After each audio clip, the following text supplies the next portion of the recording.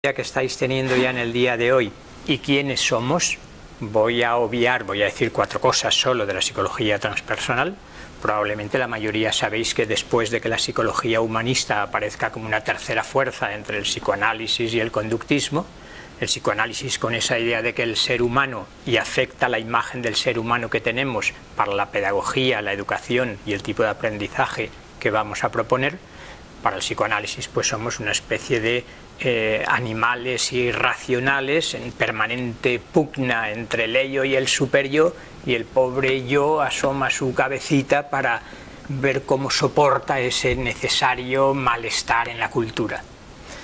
Y el conductismo, por otra parte, pues nos enseñó que somos un manojo de condicionamientos y aquello de la libertad y la dignidad que parecía tan importante para el ser humano quedó trasnochado, recordando el título de Skinner de Más allá de la libertad y la dignidad.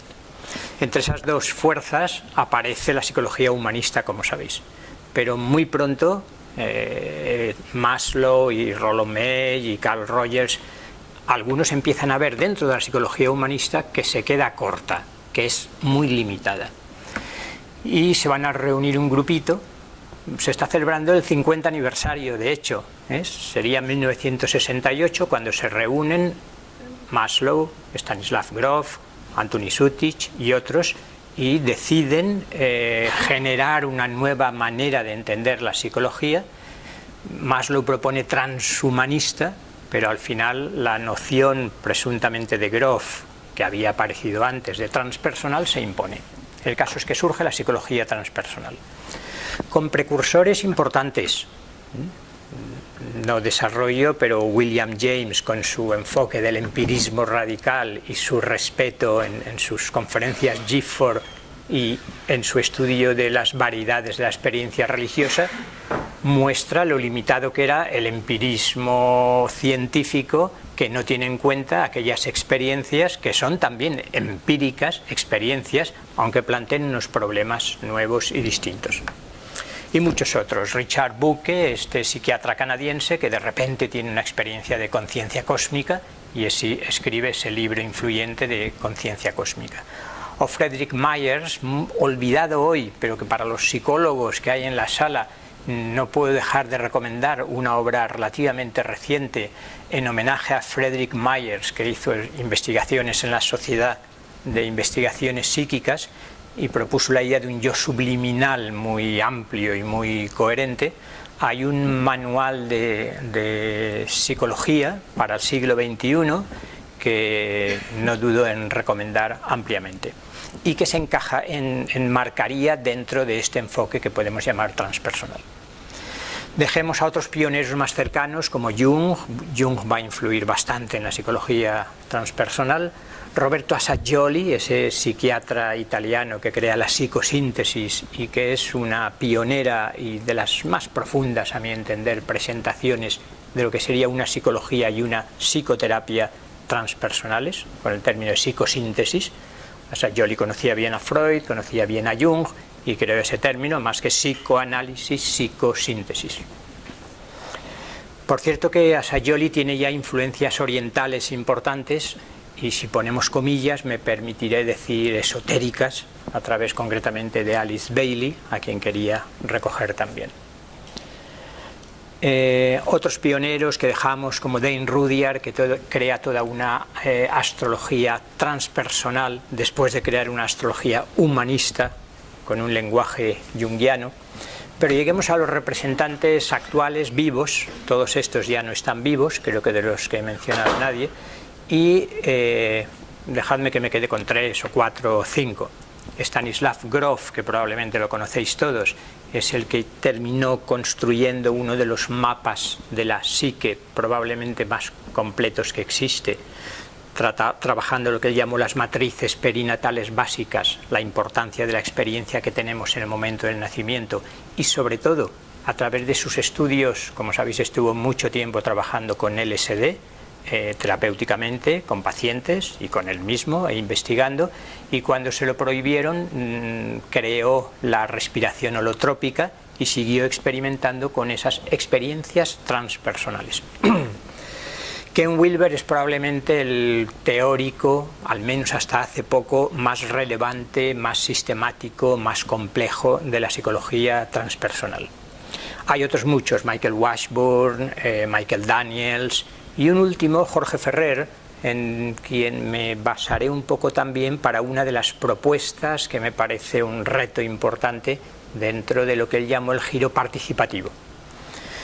Dejo también esa diferenciación entre una psicología transpersonal que trataba de actualizar la llamada filosofía perenne, tanto Grof como Wilber defienden que existe una filosofía perenne, es decir, que las distintas tradiciones espirituales, contemplativas de la humanidad, las experiencias místicas al menos, todas ellas tienen acceso a la misma realidad, a la misma verdad, y por tanto hay un núcleo común, místico, esotérico, en todas las tradiciones. Y eso tendría una validez universal porque es el núcleo esencial de las distintas tradiciones. Jorge Ferrer, con 3 obras muy importantes, en 2002 creo que es cuando publica su primera obra, que aquí se ha traducido de una manera, en vez de revisando la teoría transpersonal, han traducido como espiritualidad creativa. No está mal el título. Y en la segunda expone, ya estaba en la primera, lo que él denomina giro participativo. No solo él, hay otros pensadores, Richard Tarnas y John Heron, que están proponiendo una nueva concepción de lo transpersonal. En realidad lo transpersonal, cuando les preguntan a sus...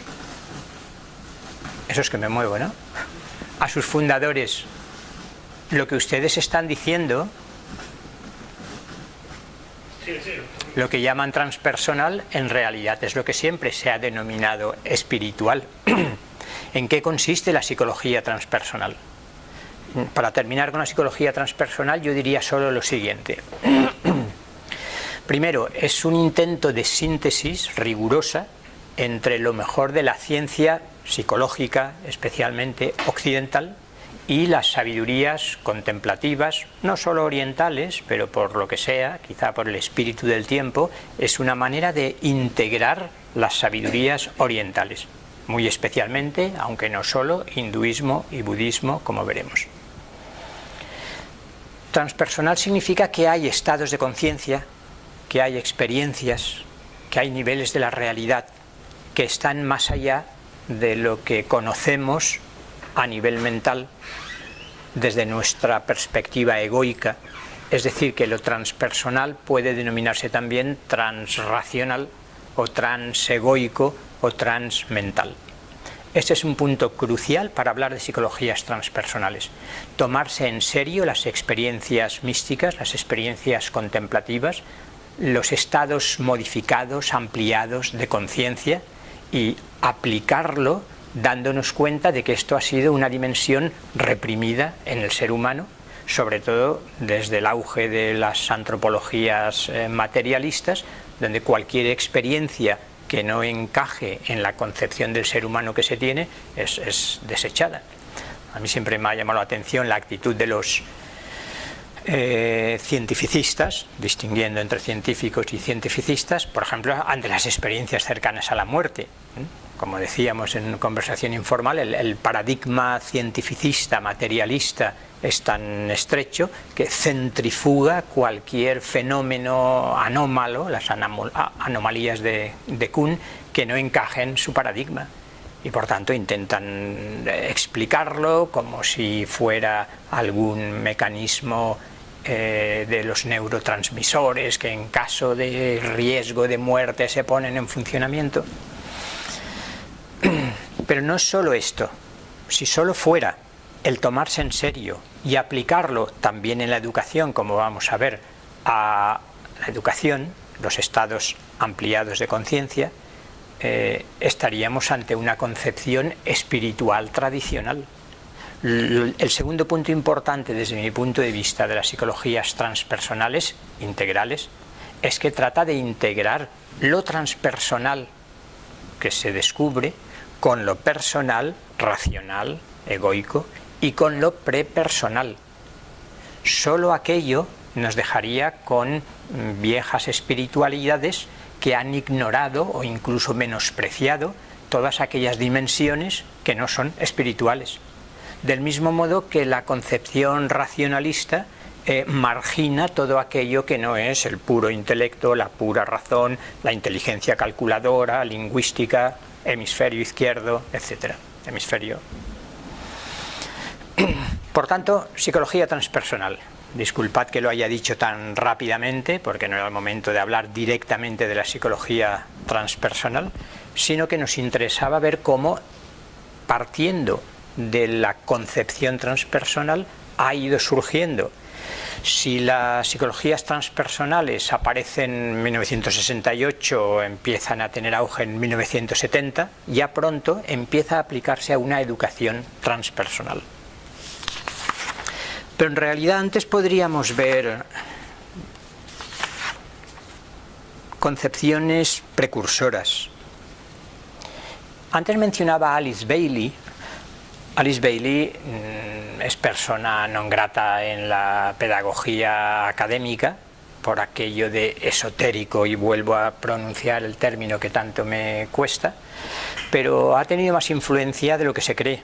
Algunos recordaréis los célebres e influyentes encuentros eranos que organizaron en Suiza, en Ascona, desde los años 30 hasta prácticamente hace unas décadas, hasta los años 1990, y por donde pasaron Jung, pasó Henry Corbin, pasó James Hillman, pasó Gershon Scholem, pasaron muchísimos de los grandes investigadores del mito, de los símbolos, de las religiones de todo el siglo XX. Pues hasta que llegó Jung en 1933 y se convirtió en el amo de Eranos y en la era Jung, Alice Bailey había sido la más influyente durante las primeras conferencias Eranos. Pero es que su influencia en Assagioli es extraordinariamente importante. Es decir, la relación de Bailey con Assagioli es muy estrecha, y el mapa que crea Assagioli, ese mapa oval tan rico, recogiendo la idea de un yo transpersonal. Assagioli dice, bueno, los que conocen las tradiciones orientales, cuando yo hablo de yo transpersonal, es el Atman del hinduismo, es el Atman del Vedanta. Por tanto, es la representación más clara de la dimensión transpersonal en el ser humano. Alice Bailey está publicando desde 1919 hasta 1949 más o menos, y justamente una de sus últimas obras se titula La educación en la nueva era. También iba a desarrollar más, pero no lo hago, lo que me gustaría llamar el mito de la nueva era. Y no digo mito en el sentido positivista, ilustrado, presuponiendo que los mitos son el producto de la ignorancia humana y una fantasía desbocada de aquellos pobres primitivos ignorantes que no tienen todavía ciencia ni siquiera racionalidad, sino que utilizo mito en sentido panicariano, podríamos decir. No sois catalanes, supongo la mayoría, pero en Cataluña estamos en el centenario del nacimiento de Raimon Panikkar, que por supuesto ha sido un pensador extraordinariamente importante y que creo que todavía se desvelará más la riqueza de su pensamiento. Para Raimon Panikkar, mito significaba algo así, yo diría que es un equivalente homeomórfico, como le gustaba decir a él, del concepto de paradigma en el campo científico. Es decir, un mito es el horizonte de inteligibilidad, es el sistema de creencias, casi en sentido orteguiano, cuando Ortega distinguía entre ideas más racionales, más superficiales, y creencias, es el suelo sobre el que vivimos y en el que cobra sentido todo lo que pensamos, todo lo que creemos. Por tanto, hablo de mito de la nueva era en este sentido. Alice Bailey, desde mi punto de vista, es la fundamentación filosófica más seria que ha habido de la New Age, de la nueva era. Ya sé que pronunciar esta palabra podrían expulsarme inmediatamente al hablar de nueva era y de esoterismo. No voy a desarrollar el contenido de su obra, que podemos decir que es de finales de los 40, han acabado las dos guerras mundiales, habla mucho de las dos guerras mundiales, quizá las dos guerras mundiales, ya atreviéndome a pronunciar el término esoterismo y nueva era, diré que las dos guerras mundiales pueden interpretarse como la purificación de un pesado karma que la humanidad arrastraba desde hace mucho tiempo, y eso posibilita el amanecer de una nueva era y de una nueva educación. Recojo solo dos ideas de Bailey. Una es una clasificación muy clara que consiste en decir, bueno, tenemos educación primaria, educación secundaria y educación universitaria. La primera podría estar centrada, debería estar centrada en la organización del nivel instintivo, los instintos. En la educación secundaria, el intelecto, la razón, el aprender a razonar sería el aspecto más importante. Y en la educación universitaria, la intuición, instinto, intelecto. Intelecto ya sabemos que es ambiguo utilizarlo, porque quizás aquí sería más exacto razón, discursiva, argumentativa. No hay que recurrir a Platón ni a los medievales para recordar esa distinción entre la inteligencia pura y la razón, el intelecto y el logos.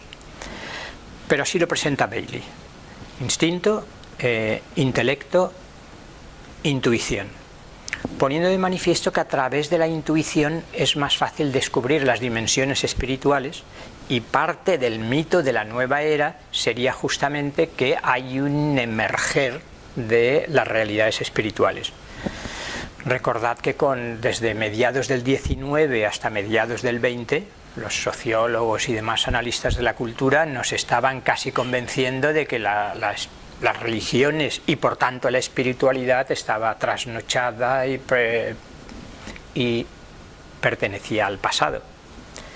Y se llevaron una sorpresa, todos nos llevaron una sorpresa cuando en los años 60-70 hubo un resurgir de lo religioso y lo espiritual.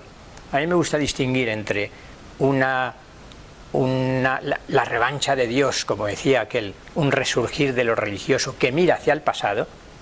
Y recordad que aparecen todos los fundamentalismos: el fundamentalismo protestante, el integrismo católico, el tradicionalismo hindú, los ultraortodoxos judíos, con una fuerza impresionante.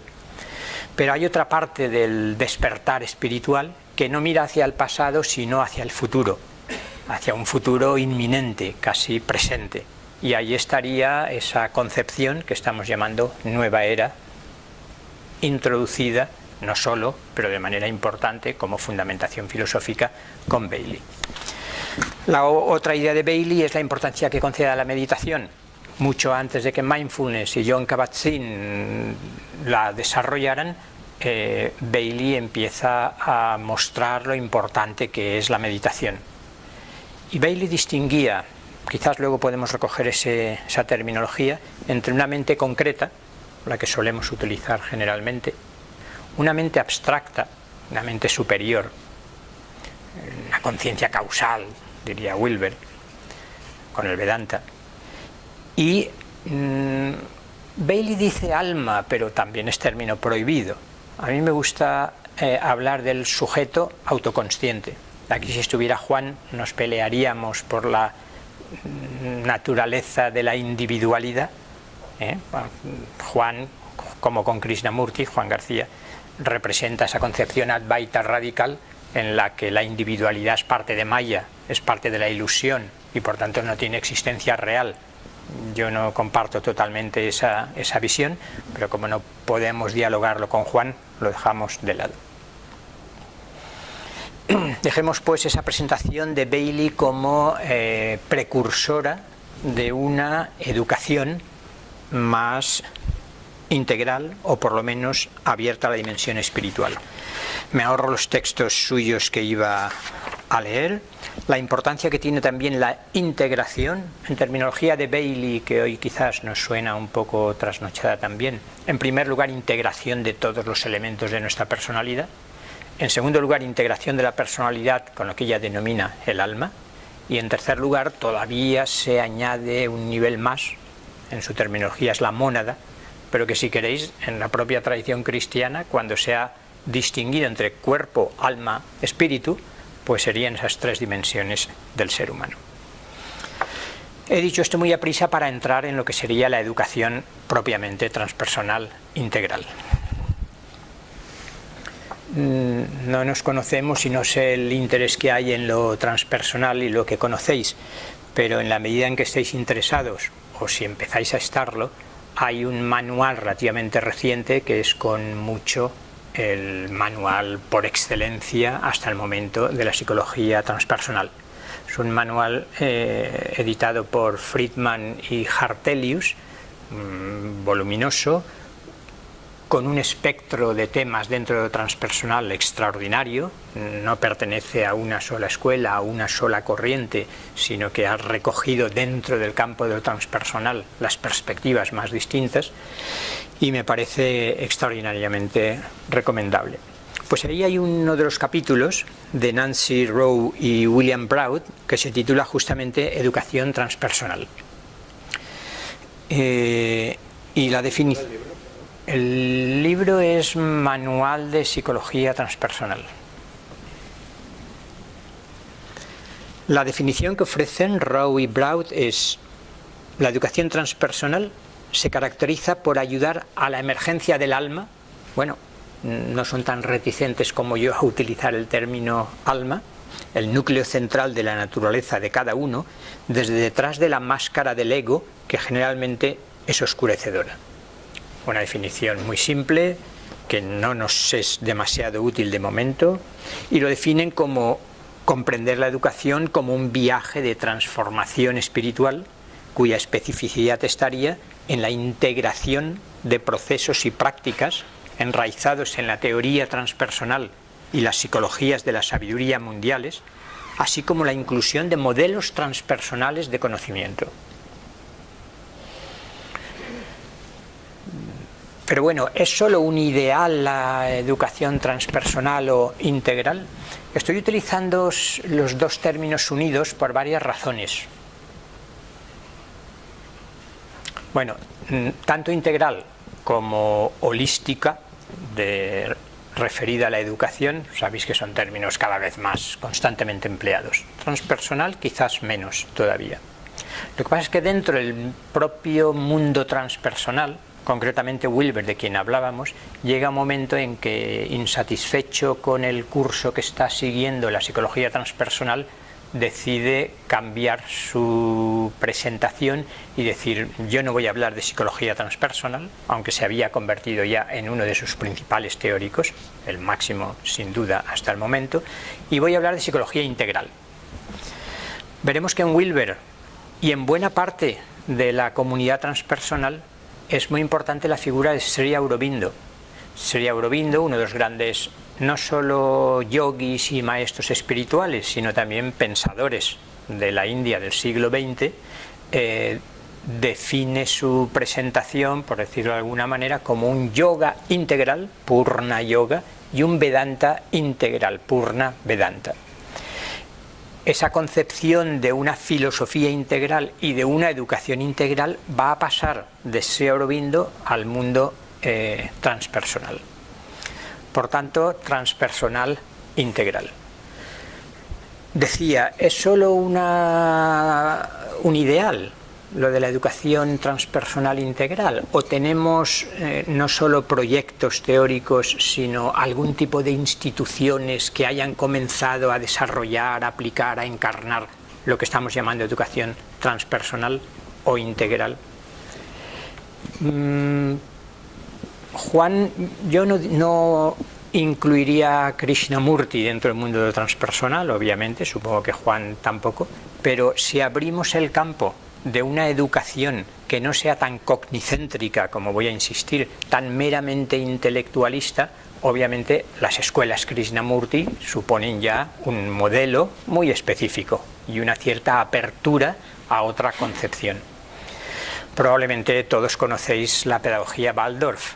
A través de la antroposofía, yo creo que aquí hay un modelo que quizás podríamos denominar propiamente transpersonal, en el sentido de la amplitud de miras y la riqueza de propuestas en la educación, concediendo enorme importancia a la educación estética, a la formación física, a los distintos aspectos. Hay otras instituciones más parciales. Antes hablaba de Henry Corbin y toda esta familia de Eranos que crearon toda una universidad, la Universidad de San Juan de Jerusalén, tendríamos que traducir, ¿no? Muy en el mundo del esoterismo tradicionalista guénoniano, para los que conozcáis esa corriente, con lo cual yo tampoco lo denominaría transpersonal integral en sentido estricto, pero sí abriendo un campo más amplio que la educación actual. Un modelo más propiamente integral es el del propio ashram, la propia comunidad de Sri Aurobindo en la India, y a partir de ahí se ha difundido en bastantes países. En Pondicherry, en la India, que es donde se creó el ashram de Sri Aurobindo, hay un centro de educación integral que abarca los 3 niveles. Comienzan educación primaria y secundaria y tienen también educación universitaria, donde claramente se está ofreciendo un determinado tipo de educación integral, que podéis encontrar en su página web, que se ha importado también a otros países. Este sería un modelo a tener en cuenta. No sé si algunos conoceréis, aquí acaba de traducirse, en el 2007 Parker Palmer publicó un libro en Estados Unidos que tuvo mucho éxito, El coraje de enseñar. Los que os encontráis descorazonados por las dificultades de la enseñanza, como lo hemos estado, creo, todos los que nos hemos dedicado a la enseñanza, bueno, es un libro interesante. Y también ha creado un centro para el coraje y la renovación, donde presenta un poco su propuesta. El subtítulo del coraje de enseñar es el paisaje interior de los docentes. Y lo que está diciendo es, en la educación nos estamos centrando mucho en qué enseñamos, en los temas que tenemos que dar, en cómo enseñamos, los métodos, las técnicas que utilizamos, incluso en para qué, aunque ya no tanto, y si nos lo planteamos entraría en crisis el sistema educativo, pero pocas veces nos planteamos en serio la importancia que tiene el quién enseña, es decir, la identidad y la integridad del docente en cualquiera de los niveles. Palmer recoge esa afirmación que en el campo terapéutico es muy frecuente de, bueno, la técnica es aquello que sucede hasta que llega el verdadero terapeuta. O aplicado a la educación podríamos decir toda la metodología y todo es lo que ocurre hasta que llega el verdadero maestro. Habría que ver en el modelo Sole la importancia, porque no lo conozco suficientemente, ¿no?, que puede tener el maestro en un sentido integral. No solo dejado, como no sé, no lo conozco más, no puedo hablar, pero en el diálogo sería interesante ver esa autoorganización hasta dónde llega por sí misma, digamos que sería mi preocupación, ¿no? Y qué aspectos positivos del maestro se pierden si lo dejamos todo en manos de búsqueda de información, que esa es otra, lo que voy a entrar, de los niños. Quizás la institución más sólida que existe dentro de la educación transpersonal integral sería la Sophia University en Estados Unidos, que de hecho empezó denominándose Instituto Transpersonal, Instituto de Psicología Transpersonal, se funda en 1975, y yo creo que sería la institución por excelencia en la que se está ofreciendo una educación integral, con rigor académico, pero al mismo tiempo abarcando las otras dimensiones en las que ahora voy a entrar, ya para ir prácticamente terminando, prefiero que haya más diálogo, con la presentación que Jorge Ferrer junto a otros, junto a Marina Romero y Ramón Albareda, presentan, porque son críticos incluso con la mayor parte de los enfoques que se da en las educaciones alternativas, en las educaciones integrales. ¿En qué sentido? voy a seleccionar dos puntos que me parecen los más significativos de su propuesta. Una es la distinción clara de tres enfoques. Fijaros que están ya centrándose en una educación que se quiere integral. No en la educación convencional, que sería la dominante, sino fijándonos incluso en los centros educativos que ya se pretenden integrales. Podríamos distinguir entre un enfoque intelectualista, centrado en la mente, un enfoque ecléctico, bricolaje, dicen ellos, explicaré brevemente qué consiste, y el enfoque participativo que ellos proponen. A mí me parece importantísimo, y creo que somos conscientes los que aquí estamos, de, lo decía al principio, hasta qué punto la educación ha sido un 90% cognicéntrica, intelectualista. Yo creo que generalmente somos tan poco conscientes de hasta qué punto no se han desarrollado en el aprendizaje de una manera cuidadosa, meticulosa, no indirectamente, los otros niveles, corporal, somático, instintivo, vital, el corazón, la intuición, la educación estética, que han brillado por su ausencia. Pues bien, enfoque intelectualista.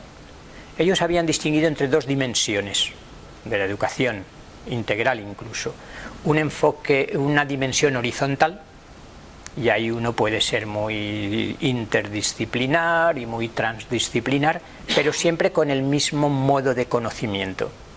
Es decir, bueno, pues leemos mucho, pensamos mucho, evaluamos escribiendo mucho, es decir, pura intelectualidad. Claro que esto habría que analizarlo en los distintos niveles, pero en principio, enfoque intelectualista que se quiere integral, pero que sin embargo solo recoge la dimensión puramente horizontal.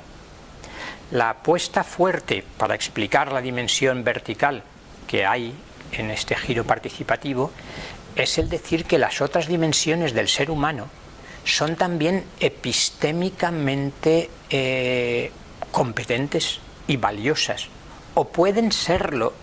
Es decir, que hasta ahora no lo han sido justamente por la restricción que ha supuesto la educación intelectualista, ese enfoque intelectualista, que en realidad quiere ser integral, pero en todo caso es integral en su objeto de estudio, pero rara vez en su metodología. Se hace lo de siempre: hinchar la mente de contenidos, aunque sea análisis crítico, aunque sea capacidad argumentativa, no salimos del cognicentrismo y las otras facultades son totalmente secundarias. Esto no llevará, dice este enfoque, y me sumo a ellos, a un desarrollo integral del ser humano. Esto no propiciará nunca una educación, un aprendizaje integral. En el enfoque ecléctico, bricolaje, ya trata de aplicarse algunas técnicas que permitan desarrollar las otras dimensiones. No sé, se hace tai chi, se hace hatha yoga, se hace meditación, pero son simplemente suplementos. Son suplementos dentro de la educación intelectualista. Antonio, avísame cuando queden 10 minutos o cosas así, porque no tengo reloj. ¿Se ve? Enfoque ecléctico o bricolaje, porque voy añadiendo, voy dando pequeñas pinceladas aquí o allá, parece más integral, pero en realidad no me tomo en serio que en la formación y en la investigación todas las dimensiones de mi ser participen co-creativamente en el desarrollo y en la investigación. Esa sería la propuesta, pues, del enfoque participativo, que sería el tercero propuesto por ellos. Claro, aquí habría que desarrollar más. No voy a entrar, yo tengo mi admiración hacia el enfoque que proponen y también algunas reticencias en las que quizá no sea momento de entrar, pero se trata de tomarse en serio en la formación, en el aprendizaje, el desarrollo del corazón, incluso la confianza en una inteligencia corporal o incluso instintiva. De hecho, un poco el modelo que Javier presentaba de cómo se organizan los niños, la antropología que habría detrás de esta propuesta es que también en el ser humano las distintas dimensiones deberían tener autonomía y orquestarse, autoorganizarse, sin que el director sea siempre la mente. ¿Se ve la propuesta? Es decir, los instintos, la vitalidad, el cuerpo, han sido totalmente oprimidos, reprimidos, marginados por una mente, además, llena de prejuicios culturales, religiosos o de cualquier tipo. En esta presentación hay una confianza básica en la inteligencia que mueve a las distintas dimensiones de nuestro ser. Y por tanto es conceder autonomía con esa confianza básica en que cada dimensión se desarrollaría de manera más sana. Yo creo que con mucha lucidez apuntan cuestiones importantes. Por ejemplo, en cuanto uno profundiza, fijaros que no salimos de la importancia concedida a la psicología transpersonal, estábamos diciendo, se toma en serio lo que ahora voy a llamar supraconsciente, no solo la conciencia, y también el subconsciente. Entonces, en cuanto uno bucea un poco en el subconsciente, ve que no es fácil integrar los traumas, macro o microtraumas y los conflictos que arrastramos y demás. Y eso es lo que crea un círculo vicioso para que el intelectualismo cognicéntrico, en cuanto uno trata de tomarse en serio el desarrollo de esas otras dimensiones, se diga, uy, me da miedo entrar ahí, esto está lleno de conflictos, aquí no puedo descubrir nada importante. La mente es la que tiene que regir y por tanto adelante con la educación intelectualista. En definitiva, la educación transpersonal integral, participativa, tendría 3 retos fundamentales. 1, pasar de un desarrollo de la persona parcial a una verdadera transformación integral, en el sentido que hemos dicho. El segundo reto sería pasar del orgullo mental al despertar espiritual. Orgullo mental no quiere decir que uno sea una personalidad orgullosa y que no sea auténticamente humilde. Uno puede ser psicológicamente humilde, pero seguir pensando que la mente es el único modo que tenemos para enfrentarnos y conocer la realidad. Y además eso suele generar una devaluación de todos aquellos mundos no discursivos, podríamos decir, que son dejados de lado en la educación. Son dejados de lado, pero retornan, como retorna todo lo reprimido, de muchas maneras que voy a mencionar porque creo que pueden dar que pensar a cada uno hasta qué punto están presentes. Para empezar, en uno mismo, más que en los demás, por aquello de mirar nuestra propia viga y no la paja en el ojo ajeno. Es decir, el que no se lleve a cabo un aprendizaje integral, el que uno permanezca en la vía del cognicentrismo y del intelectualismo, puede llevar a alguno de estos mecanismos. Por ejemplo, una rigidez mental compensatoria.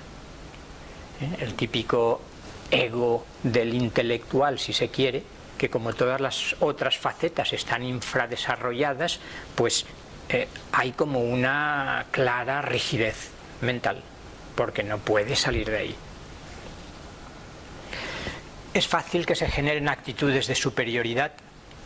El ego orgulloso o la mente orgullosa, el orgullo mental, el intelectual, suele mirar por encima del hombro a aquel que no da la talla, su talla, a nivel intelectual, ¿no? Lo importante es lo intelectual. Aquí es donde la inteligencia emocional nos ha mostrado muchas cosas de lo importante que es, en términos generales, la inteligencia emocional, o intrapersonal y la interpersonal y todas las demás, para no ser una gran cabeza con un corazón cerrado y un cuerpo reducido, por representarlo gráficamente. Señalan también lo frecuente que es en ese educador que ha seguido la vía intelectualista cierta agresividad pasiva diplomática. Es decir, como uno está contenido, porque la educación ha sido sobre todo de control mental, hay una agresividad, pero que se manifiesta de forma pasiva. Si os dais cuenta, se están utilizando la descripción de mecanismos psicológicos en ocasiones muy sutiles y que utilizamos con frecuencia. Dejadme que termine su presentación y quizás ya por el tiempo que estamos con todo, porque el enfoque participativo de la educación transpersonal integral podríamos decir que comparte lo que a mí me gusta llamar una espiritualidad transreligiosa, que creo que sería uno de los signos de esa nueva era y de esa nueva educación, que no descarta lo espiritual, léase transpersonal, pero le cuesta o decididamente no quiere identificarse de manera estricta, estrecha con una religión determinada. Yo creo que es uno de los signos de nuestro tiempo. Hace no mucho, en la macroencuesta que se hizo, había un porcentaje de unos casi 70% que decían: yo me considero espiritual pero no religioso. Esta frase que ha circulado bastante por ahí, spiritual but not religious, decían en la encuesta de los Estados Unidos. En ese sentido, a mí me gusta hablar de espiritualidad transreligiosa, y creo que ahí se enmarcaría, creo no, lo vais a ver en el texto con el que termino la presentación de ese enfoque participativo, que dice: concluimos destacando la dimensión espiritual o transpersonal de la investigación participativa humana, pues el mundo se reconoce como una hierofanía, un proceso sagrado de desarrollo espiritual que tiene lugar en la historia y a través de ella, en la cual los seres humanos encarnados pueden participar creativamente con el misterio en una relación íntima. Este es el contexto espiritual más amplio en el que el cultivo de los enfoques participativos propios de la educación integral muestran su alcance más pleno. Y este es el contexto, creemos, que resulta fundamental para el futuro de la educación en el nuevo milenio. Hasta ahí el giro participativo dentro de lo transpersonal. Creo que me quedan 3 minutos, o 4, o 5. Me gustaría terminar volviendo a la importancia que la meditación puede tener como una entre muchas de las prácticas en la nueva educación, y creo que podríamos hablar de una meditación integral. De hecho, dejadme que distinga. Poco a poco se ha ido formando esa distinción. A mí me gusta distinguir entre meditación esencial y meditación integral. La meditación esencial, que sería la esencia de la meditación, no es un hacer más, no es una práctica a través de la cual tenga que conseguir algo, sino que es situarnos en el centro de nuestro ser. ¿Recordáis cuando Juan decía Krishnamurti, crítico con casi todo, criticaba también la meditación como práctica, la meditación como técnica, la meditación formal?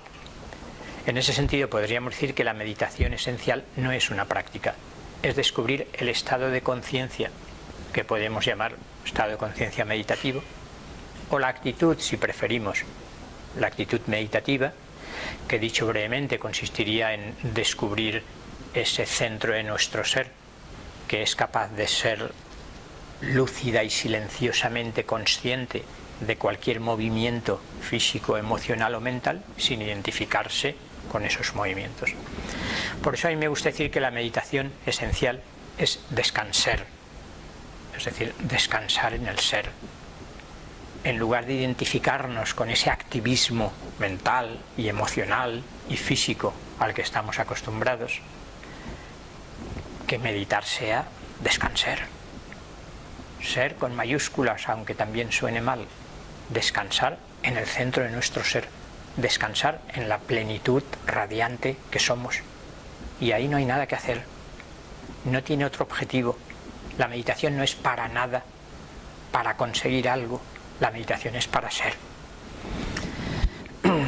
Pero eso no sería suficiente y propongo hablar de una meditación integral que trata justamente de tomar conciencia, afinar y afilar los distintos componentes de nuestra realidad. Y para eso podríamos distinguir, si tuviéramos más tiempo, lo ejemplificaríamos con la práctica, pudiendo hacer la meditación, pero como estamos en un contexto cognicéntrico intelectualista, las prácticas decíamos que no se ven, ya es un exotismo que no viene a cuento. Sin embargo, hablar de meditación sin la práctica pues tiene menos sentido. Muy brevemente, y para terminar y no pasarme del tiempo, un momento ascendente que consistiría en ir tomando conciencia plena, mindfulness, atención plena al cuerpo, descubrir nuestro cuerpo de una manera nueva, no pensando nuestro cuerpo con los esquemas corporales, mentales del cuerpo que tenemos, sino esa percepción directa que también Krishnamurti, esa observación que estaba proponiendo. Observar la respiración, como es clave en la mayoría de las meditaciones. Observar nuestro campo afectivo. No hay tiempo para indagar juntos hasta qué punto en cada una de esas dimensiones que estoy solo mencionando se abre un campo de investigación personal, intrapersonal extraordinario, de ampliar el campo de nuestra conciencia, en este caso emocional, que estamos en este nivel, permitiendo la emergencia de contenidos hasta entonces subconscientes, pero también permitiendo el descenso, metafóricamente, de contenidos hasta ahora supraconscientes, con lo cual se abre ahí un trabajo extraordinario, que puede ser un trabajo incluso terapéutico. A nivel mental lo mismo, momento ascendente, vamos armonizando, relajando el cuerpo, siendo conscientes de la respiración, abriendo nuestro corazón e instalándonos en una paz profunda, observando nuestros pensamientos pero siendo capaz de situarnos en una lucidez silenciosa donde uno descubre que la conciencia es algo distinto de la mente, que la mente es un movimiento de conceptos o de imágenes y la conciencia que observa o el sujeto autoconsciente está por detrás, como una identidad más profunda capaz de saberse y sentirse distinta de todo aquello. Momento cumbre. Momento ascendente que armoniza los distintos niveles de nuestro ser. Momento cumbre, descansar. El momento esencial de la meditación. Lo otro era una preparación. Y momento descendente. Si el momento ascendente era de armonización, el momento descendente podemos decir que es de integración y de irradiación. Aquí depende de la concepción del ser humano y de la realidad que uno tenga, pero en una concepción integral tal como la concibo, nuestra realidad personal y la realidad en conjunto no se limita a nuestro cuerpo físico. Por tanto, nuestra conciencia puede abrirse a campos de conciencia-energía superiores, distintos, más amplios, distintos de aquellos que reconocemos habitualmente. Por tanto, momento descendente, vuelvo a intensificar la lucidez silenciosa de mi conciencia, que es una especie de despertar, es una especie de iluminación llevada a la mente. Momento descendente, segundo paso, abro el corazón y siento que soy un canal radiante de un amor compasivo. Sigo descendiendo y vuelvo a observar la respiración, pero con un ritmo nuevo y sintiendo el poder sanador de una respiración amplia, y vuelvo a tomar conciencia del cuerpo físico, viendo cómo mi cuerpo en armonía quizás sana espontáneamente. Y uno podría terminar, fijaros que es tipos de ejercicios, un modelo de los 1000 que se podrían presentar, extraordinariamente aplicables en muchos niveles, aplicándolo a cada nivel. Yo he comenzado ante muchos años muchas clases en los niveles que era posible, no en todos lo era, he de decirlo, con una meditación. Y sabéis que el clima cambia por completo. Si uno consigue hacer 5 minutos, no más, o 6 o 7, de preparación meditativa, el cacao que suele ser la clase cuando cambian de clase o cuando vienen del recreo, es que algunos escuchaban por primera vez en su vida al menos los 10 o 15 primeros minutos, porque su mente se había calmado realmente, porque todo el campo de conciencia y energía de la clase se había transformado y había una quietud que no es solo intrasubjetiva, sino lo que el giro participativo llamaría un evento transpersonal. Lo que estoy experimentando en meditación no siempre es solo una experiencia intrasubjetiva, sino que hay un campo de conciencia-energía que compartimos y por tanto lo que está ocurriendo es un evento transpersonal.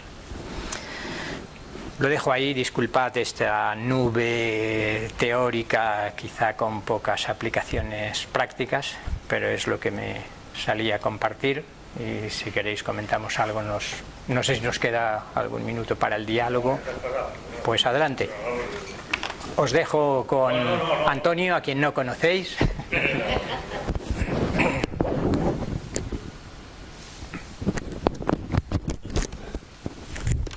estas horas no hay preguntas.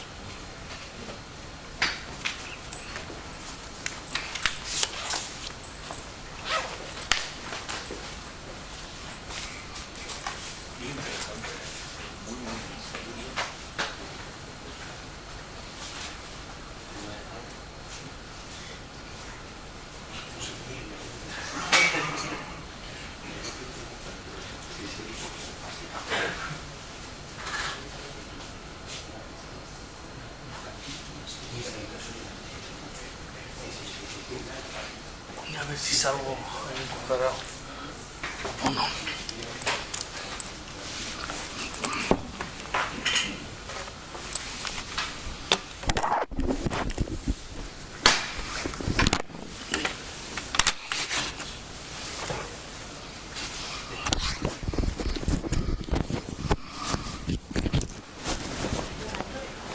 Sí, está grabando, ¿no? Está rojito. Y estoy encuadradito ahí, precioso y todo eso.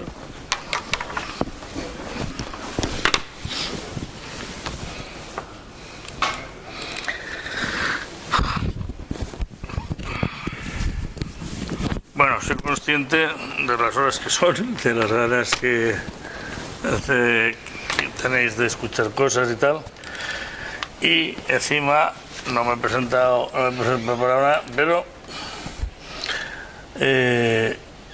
creo que voy a algo así, cosas que estamos viendo en el máster de secundaria, que tiene que ver con esto de la educación.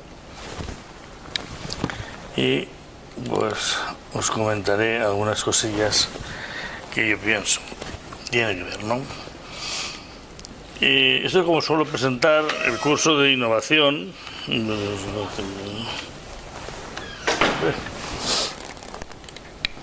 Suelo presentar primero un modelo ICAT, que es un modelo de creación propia, donde digo que hay 4 niveles a la hora de relacionarlos con los demás, los cuales pues se resumen en las 4 iniciales estas de aquí de modelo ICAT.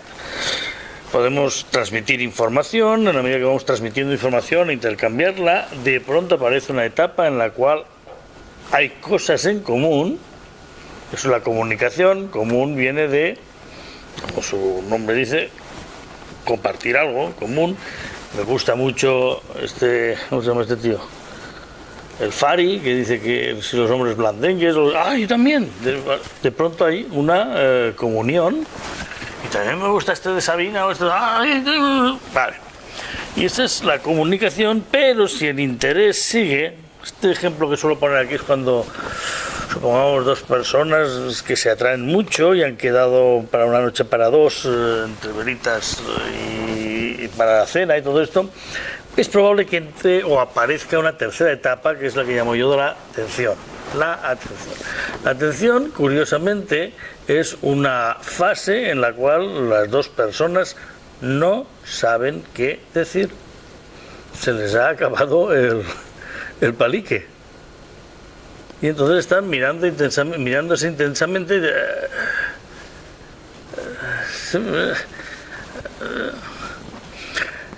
Muchos dicen, no, se han quedado atontados. Bueno, pues atontados en parte es verdad, porque parecen un poco atontados, pero desde luego no están, digamos, dormidos, ni mucho menos, no sé, como experimentando algo de cansancio, sino casi todo lo contrario. Hay una intensidad de vivencia bastante superior.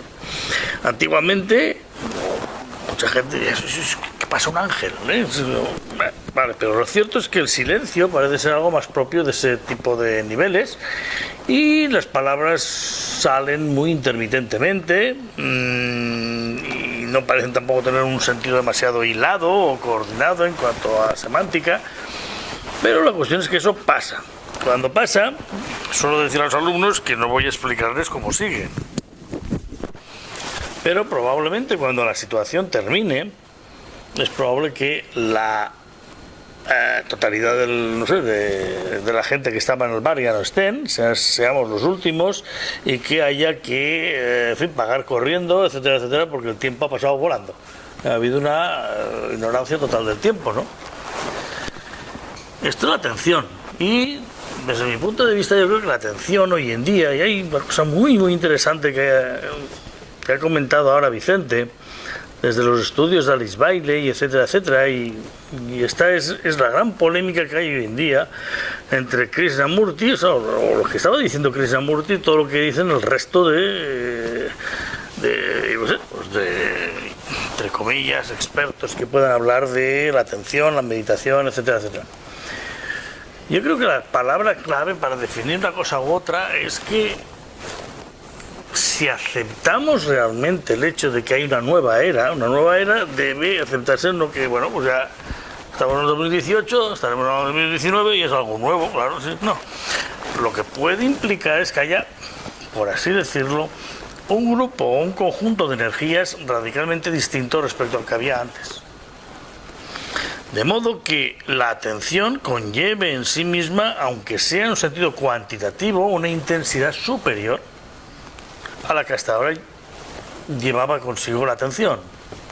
Dicho de otra forma, se puede llegar a un estado meditativo, digamos, de conciencia sin estado, o un estado donde estoy yo contemplando, en un estado, yo diría, no dual, no es que uno utiliza las palabras así, pero no es que yo esté contemplando, sino que hay una especie de fusión entre lo que yo estoy percibiendo y el exterior, de tal cualidad que sea posible ahora y quizás no antes. Yo creo que esto es una de las razones que creo que hace que Krishnamurti se resuelva poner en un sitio y al resto de otros en otra. Creo que Krishnamurti está diciendo, estamos en tiempos modernos, hay coches, no tiene usted que subir a un coche de caballos, no tiene usted que andar, existe el avión, existe tal, y existe la atención, que hoy en día está, vamos a decirlo así, súper potenciada, vamos a decirlo así, ¿no? Por tanto, la atención, yo suelo describirla siempre cuando doy las clases como algo que conlleva una pasión sin tiempo, por un lado. Suelo decirles que la investigación está envuelta en este tipo de pasión y es casi opuesta a opinar, que sí que es expresar lo que cada uno piensa, etcétera, etcétera.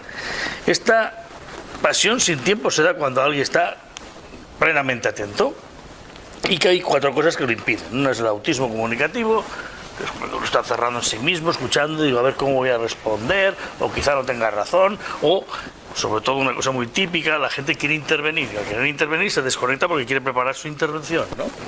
Y entonces a medida que estás ahí, autista y cerrando, ¡pap!, adiós, atención.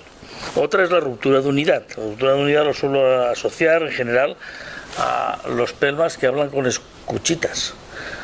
En clase suelo decirles a los alumnos que si te sienta al lado, el pelma de turno, y con voz muy bajita te dice, ¿de qué están hablando? Y tú, ¿de qué? Entonces te está obligando a romper la atmósfera, un poco de atención que por experiencia suele tardar entre 5 y 10 minutos en crearse, ¿no? Pues puede romperla enseguida haciéndose un grupito de, digamos, de atención excluyente. Otro extremismo neurótico. La mayoría de personas a la hora de hablar, pues solemos tener en cuenta, esto también lo utilizo mucho en clases de recursos humanos, donde hay opiniones y todo esto. Extremismo neurótico que dices, no me vengas con que tú defiendes una postura absolutamente extrema en contra de la otra y la defiendes así como si fueras alguien que está mal de la cabeza, etcétera, etcétera. El extremismo neurótico, y a los extremos, pues, no indica ni mucha evolución, ni tampoco muchas ganas de estar profundizando en algún tema, etcétera, etcétera. Y el error fundamental es una cosa que solemos decir los psicólogos sociales, como crítica a los psicólogos más bien individualistas, clínicos, que es que probablemente la mayoría de problemas que existen entre nosotros no están dentro de uno mismo, sino que se crean en la interacción. Y es la misma interacción donde está residiendo el error, y no en cómo eres tú o cómo eres tú. Traducido, si una pareja va a un psicólogo sistémico, y dices que yo tengo problemas de relación con ella y ella... El psicólogo sistémico le importará un pepino cómo eres tú o cómo eres tú. Lo más probable es que interactúa delante de mí y os miraré cuáles son los patrones que están estableciéndose entre vosotros dos y intentaré intervenir ahí. Con lo cual estoy haciendo una intervención relativamente limpia, ajena a cómo eres tú o cómo eres tú. No estamos aludiendo a defectos de la personalidad de cada uno, sino simplemente estamos trabajando la interacción. Y entiendo que esta forma sistémica de entenderlo pues tiene muchas ventajas, ¿no? Y esta forma de percibir la relación fomenta más la atención que los juicios, etcétera, etcétera. Después suelo presentarles el aula virtual que yo he hecho. Cuando yo he hecho es uno de menos importancia. Digo, yo lo he hecho porque la parimos un poco pensando en lo que llamo yo el aprendizaje virtual guiado. Básicamente está basado en teoría, en esta teoría de Bolonia, que ya no la conoce ni su padre, porque empezó de una forma y ha acabado fatal, que teóricamente estaba fomentando el autoaprendizaje por parte del alumno. Autoaprendizaje por parte del alumno. Vale. Esto es un poco, ya sabéis, la comidilla, es lo que hacen todos los alumnos de hoy en día. Estamos en los trabajitos hasta aquí, porque lo que quiere decir autoaprendizaje, que nos hacer trabajos, ¿no? Pero el profesor se ha convertido ya más en un catalizador. Catalizador, sabéis que en química hablamos de catalizadores, una sustancia que en muy pequeña cantidad, puesta en una reacción química, la acelera tremendamente. La ausencia del catalizador no anula la reacción, pero la enlentece mucho más. El profesor actúa como un catalizador, pero no es un transmisor de conocimientos. Ya no es su papel. Es eso de los ECTS, ¿sabéis qué dicen? Lo que quiere decir los ECTS? ¿Cómo era? ECTS. Estudia tú solo, cabrón. No sé, no me acuerdo pero es una cosa que dicen mucho los alumnos. Yo me digo, sí, claro, ahora el profesor dice, no, yo no transmito conocimientos. Haz trabajos y si no, eso. Pues, y de ahí salió ETCS, estudia tú solo, cabrón. Y curiosamente, por una cosa que he nombrado esto no lo inventé yo antes de que apareciera su gata Mitra, la verdad. Y yo utilizaba lo que llamaba yo la enseñanza por pensamientos clave. No palabras clave, pensamientos simiente, que el alumno amplía y desarrolla después buscando en internet. Entonces la clase, yo tengo esa aula tiene una cosa que se llama gestor interactivo de conocimiento, donde los alumnos, está todo preparado para que vayan directamente a buscar internet, a poner los vínculos que encuentran, haciéndoles un resumen, poniendo unas palabras clave, y una vez el vínculo queda adscrito al alumno, ya nadie más puede poner ese vínculo, queda adscrito al alumno. Por tanto, los alumnos lo que hacen es buscar, en función de esas palabras clave, los vínculos en internet. Actualmente en el aula virtual nuestra hay más de 80.000 vínculos ya metidos. En general son de recursos humanos, que son las asignaturas que yo trato. El portal se llama Human Site, ¿no? Sitio humano o algo así, y ahí se buscan las cosas. El gestor interactivo de conocimiento no solo funciona así, sino que en clase, cuando la gente encuentra algo, el sistema devuelve con voz el vínculo que ha puesto el alumno. Aparece ahí con su foto, el título del vínculo y el resumen que ha incluido. Y todo el mundo lo vemos. Y esto me doy cuenta que les refuerza mucho mi vínculo, ¿no? Pero a la vez también están como diciendo, está siendo juzgado no solo por el profesor, sino por el resto de la gente lo que he metido, ¿no? Yo creo que esta combinación es coherente y genera pues una motivación bastante interesante. está siempre la gente que busca vínculos que han encontrado otros. Entonces, cuando le pasa eso, el sistema le dice, perdona, este vínculo ya lo ha puesto tu compañero Felipito. Entonces se enfadan entre ellos, pero bueno, esa es la cuestión. Y todo eso se hace usando este gestor interactivo del conocimiento, ¿no? Mira, eso.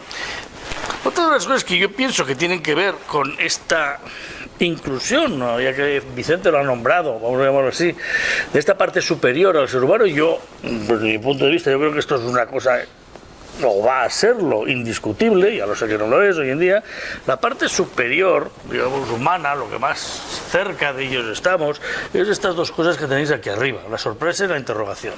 Creo que desde que íbamos al bachillerato nos solían decir que la sorpresa, bueno, el origen de la filosofía estaba en la capacidad de sorpresa, de sorprender, corregidme, no era así o algo así, no había, como diciendo, la filosofía comienza con la capacidad de sorpresa. Yo suelo decir además a la gente que el opuesto, digamos, de ese sentimiento de sorpresa viene dado hoy por este énfasis en el cognitivismo, en el saber, y lo contrario a una persona que tiene capacidad de sorpresa es un experto. Si os dais cuenta, la cara del experto lo que evita siempre es la sorpresa. Siempre es una cara como diciendo... Y cuando se hace una pregunta al experto de algo, lo normal es que haga cara con... Mire usted, pues para que nos entienda el público, pues... Mire, esto es así, dicen unas palabrotas muy gordas, claro, es que no sabría yo esto como... Claro, porque la gente... Pero es la cara del experto que ya se le ha ido la sorpresa, ¿no? Curiosamente, también creo que en otro bloque nos hablábamos un poco de las experiencias cumbre y decíamos que las personas autorrealizadas, o sea, que estaban trabajando en estos planos de arriba, experimentaban una correlación inversa entre mayor conocimiento y sentimiento de sorpresa. La mayoría de nosotros nos pasa al revés. Cuanto más sabemos, menos sensación de sorpresa tenemos. Por eso los expertos tienen cara de... Sin embargo, en los autorrealizados, mayor conocimiento era abrir puertas, una cosa quedaba clara, pero a lo mejor se abrían 5 puertas más desconocidas. Por tanto, sensación de misterio, de sorpresa, etcétera, etcétera, etcétera, estaba ahí. Probablemente después de la sorpresa, un nivel inferior, pero aún creo que entra un poco en la mente abstracta, que he dicho por utilizar nomenclatura, que ha dicho Vicente, es la interrogación. Uno se sorprende y acaba un rato. Y esta dinámica entre interrogación y sorpresa, creo que en ella reside un poco la esencia del aprendizaje. Y es como realmente deberíamos mover un poco las clases. La sorpresa no puede ser forzada. La sorpresa, que es lo que genera atención, es casi lo opuesto de la concentración. La concentración sí que cuesta esfuerzo. La concentración es más bien, o afecta a la personalidad, a la mente concreta, a las emociones, y a todo eso. Es el típico ejemplo del estudiante que tiene el tocho para estudiar, se queda mirándolo y empieza a tener un flujo de emociones no muy agradables. Entonces empieza a hacer así.